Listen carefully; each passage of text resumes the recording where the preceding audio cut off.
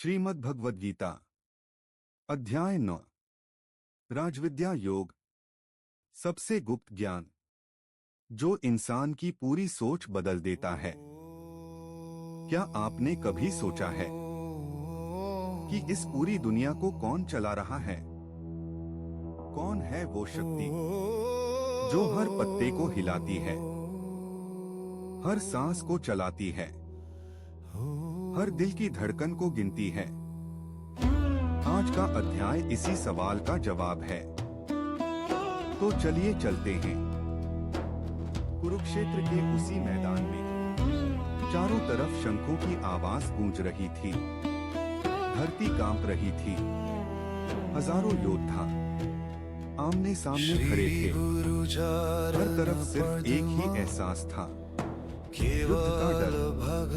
लेकिन उस शोर के बीच अर्जुन के मन में सिर्फ एक ही सवाल था, आखिर इस जीवन का सबसे बड़ा सत्य क्या है?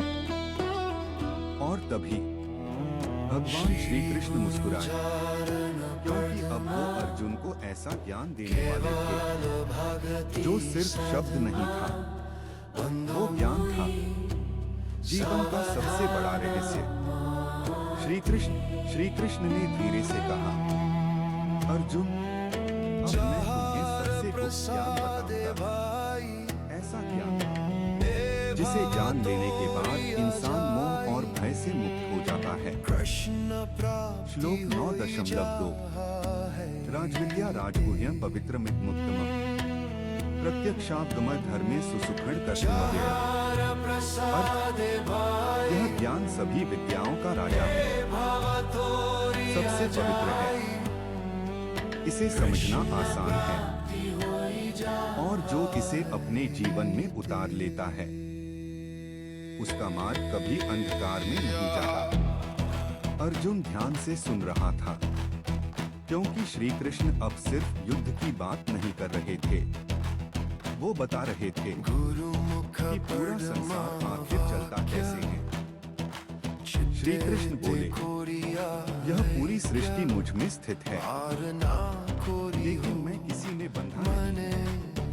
हवा चल रही थी, धूल आसमान में उड़ रही थी, लेकिन उस पल अर्जुन को ऐसा लगा जैसे समय रुक गया हो। श्लोक 9.4 मया तत्निदं सर्वं जगद्व्यक्तमूर्तिः मत्स्थानि सर्वभूतानि न चाहतेष्वस्थितः। अर्थ, मैं अपने अदृश्य रूप से पूरे संसार में व्याप्त, सभी जीव मुझ में स्थित हैं, लेकिन मैं उनसे बंधा नहीं। जरा सोचिए, जैसे समंदर का ही हिस्सा है, लेकिन समंदर किसी एक लहर में सिमटा नहीं है। यह पूरी सृष्टि श्री कृष्ण में है, लेकिन वो किसी एक चीज में बंधी नहीं है।